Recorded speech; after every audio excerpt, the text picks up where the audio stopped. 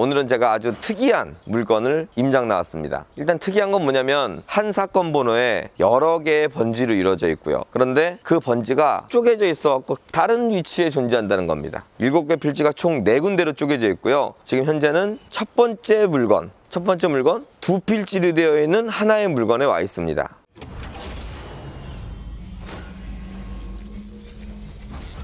안녕하세요, 경매대망입니다. 제가 오늘 이 물건을 낙찰받고 그 물건에 대해서 명도 등 어떻게 해결했으며 그리고 얼마에 팔아서 얼마의 수익이 나는지 낱낱이 보여드리도록 하겠습니다. 일단 첫 번째 나온 물건, 제 뒤에 있는 땅인데요. 자, 땅의 경계를 보면 저기 저 나무 있는 데부터 쭉 따라서 철판이 쳐져 있는 저 위치까지입니다. 도면을 보시면 나름 좁고 길게 생긴 땅이에요. 전혀 못생긴 땅이 아닙니다. 그런데 이게 문제가 뭐였냐면 지금은 싹 사라지고 없지만 감정평가서상 사진을 보면 그 땅에는 5개의 무허가 건물과 엄청나게 많은 야적이 돼 있었습니다. 그래서 낙찰을 받고 이 야적을 치우고 건물을 철거하는 과정이 있었죠. 자, 처음에는 협상이 안 됐습니다. 그래서 인도명령 등으로 법적으로 처리를 하려고 했으나 막상 신청을 하니까 그때서야 협상을 하는 그러한 결과가 나왔죠. 따라서 여러분들도 협상의 카드로 법을 이용하시는 것도 좋을 것 같습니다. 다시 말해, 법으로 한다 해서 무조건 법으로 하라는 말씀이 아니라 법을 통해서 협상의 키를 갖고 오시라는 얘기입니다. 자, 그래서 지금 싹 치워놓으니까 땅이 멀쩡해졌습니다. 과거엔 개판이었어요. 그렇게 개판이고 그러니까 시세도 안 나가고 뭐 매매가도 없고 팔리지도 않았죠. 싹 치우고 나니까 어떤 분들이 오셨냐, 이 땅 뒤편을 보면 여기는 모두 다 건물입니다. 즉 다시 얘기해서 무허가 건물이 있고 거기에 야적이 있는 상태에서는 아무도 엄두를 못 내다가 싹 치워버리니까 낙찰받은 지 한 반년 만에 계약을 했어요. 그래서 저희는 많이 남겼죠.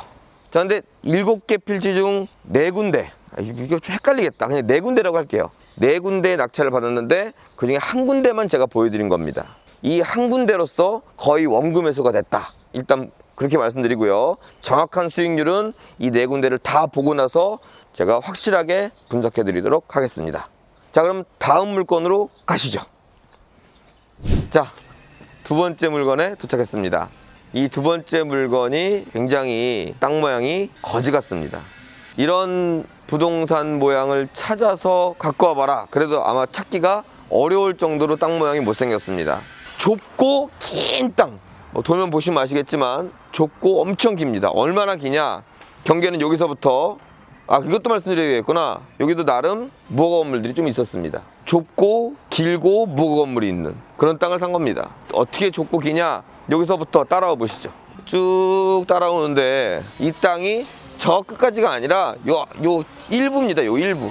여기 일부가 쭉 돼서 이 아이스크림 가게 앞으로 해서 점점 좁아져서 땅 모양이 딱 나오네요. 이렇게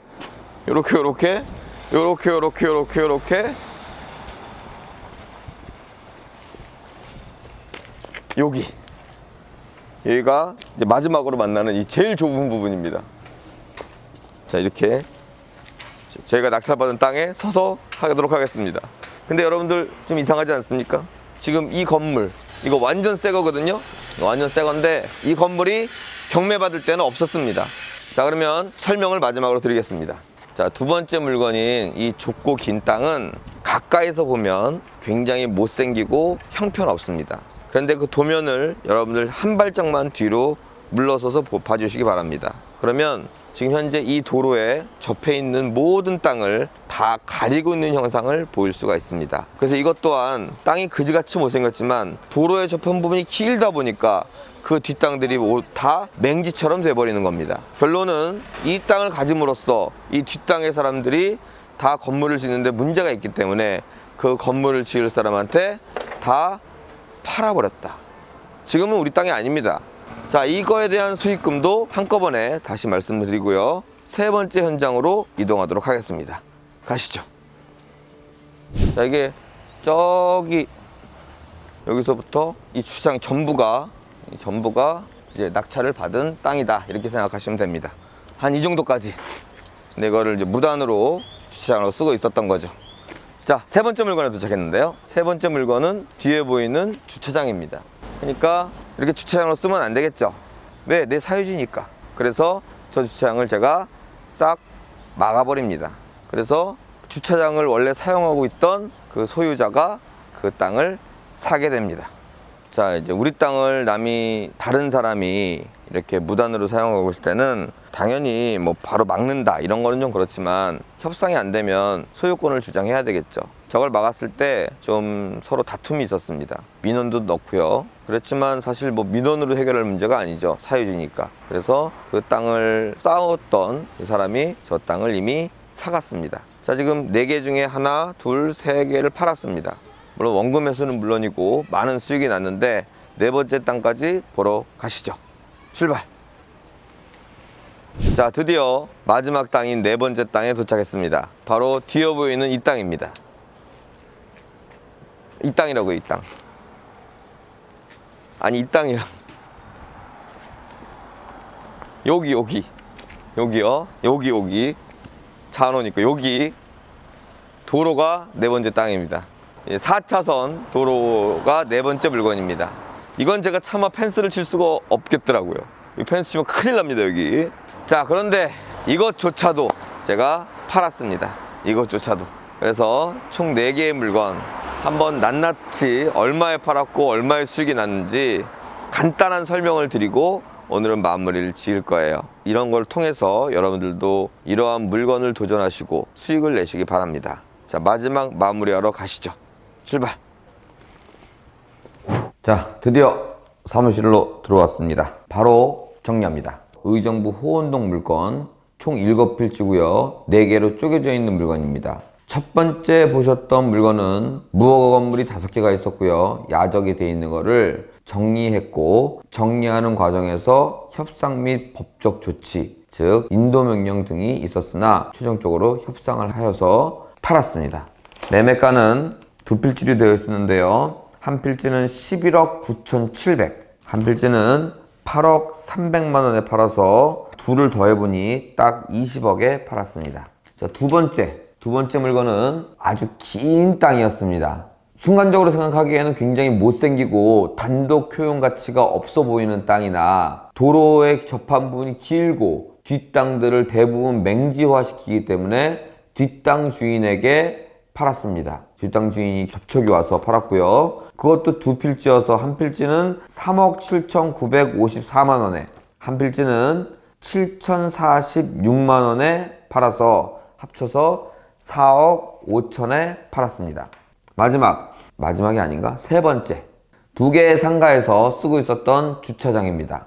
그 주차장은 쓰고 있는 사람들이 그냥 무료로 사용을 했고, 그리고 우리한테 협상이 없어서 주차장 부지를 펜스로 다 막아서 사유지임을 주장했습니다. 그리고 상대가 협상이 들어와서 그 물건도 그 주차장을 쓰고 있는 사람에게 팔았습니다. 매매가는 7억 1,690만 원입니다. 자, 마지막으로 보셨던 도로입니다. 도로는 뭐 막을 수도 없고 협상 대상은 정해져 있었어요. 의정부시로. 그래서 끊임없이 협상을 한 결과 올 6월 달에 보상을 확정 지었습니다. 보상 예상가는 한 2억 안팎으로 예상됩니다. 지금 공문도 다 와서 이제 거의 끝나는 시점이다 라고 보시면 됩니다. 자, 그래서 결론은 낙찰을 받고 순리대로, 그리고 순리가 안 되면 법대로 그냥 편안하게 진행을 하시면 이와 같이 수익률이 날 수 있다. 저는 이렇게 말씀드리는 바이고요. 그럼 수익금 계산을 한번 해보면 낙찰가는 21억입니다. 대출은 9억을 받았습니다. 현찰 투자는 12억이 됐고요. 그리고 첫 번째 보셨던 땅은 20억, 두 번째 보셨던 땅은 4억 5천, 세 번째 보셨던 땅은 7억 1,690만 원, 마지막으로 도로는 2억 안팎으로 결정이 되었습니다. 그래서 그걸 합쳐보니 33억 6,690만 원입니다. 거기서 9억이 뭐였죠? 대출을 다 갚아버리니까 12억 6,690만 원이 된다. 이게 결론이고, 12억 6,690만 원, 6,690만 원 자꾸 거슬려서 빼버리자면 12억을 투자해서 12억을 벌었다. 이렇게 보시면 됩니다. 이게 9개월 만에 된 거니까 작년 9월이었으니까 10, 11, 12, 13, 13이 아니지 9개월 만에 된 거니까 12억을 9개월로 나누면 한 달에 12억을 투자해놓고 1억 3천만 원을 번 셈이다 라고 보셔도 됩니다. 자, 또 하나의 전설을 저희가 기록하는 순간입니다. 이 물건은 제가 투자한 물건이 아닙니다. 저는 여러 명의 회원들을 모집해서 투자를 한 거기 때문에 100명이 투자했다 그러면은 1200만 원 해갖고 120만 원씩 그렇게 월로 받아가갖고 9개월 만에 완성이 됐다 라고 보시면 됩니다. 자, 여러분들도 이런 투자에 많이 참여하셔서 실제 전설의 주인공이 되시길 바라겠습니다. 자, 여기서 이제 여러분들한테 드리고 싶은 포인트가 있습니다.